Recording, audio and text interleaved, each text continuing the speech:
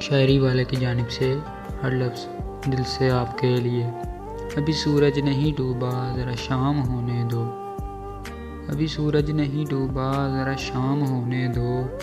मैं खुद ही लौट जाऊंगा, मुझे नाकाम होने दो। मुझे बदनाम करने के बहाने ढूंढते हो क्यों? मुझे बदनाम करने के बहाने ढूंढते हो क्यों? मैं खुद हो जाऊंगा बदनाम, पहले नाम होने दो। अभी मुझको नहीं करना है एतराफ़े शिकस्त तुमसे।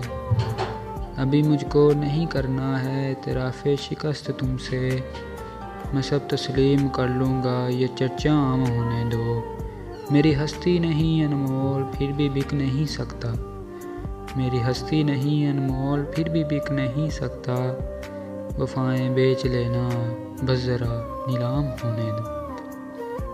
नए आगाज़ में ही हौसला क्यों छोड़ बैठे हो? नए आगाज़ में ही हौसला क्यों छोड़ बैठे हो? तुम सब कुछ जीत जाओगे, ज़रा अंजाम होने दो। ये मुख्तसर सी काफ़ी शायरी वाले की जानिब से। अगर आपको हमारी वीडियो अच्छी लगी तो चैनल को ज़रूर सब्सक्राइब करें।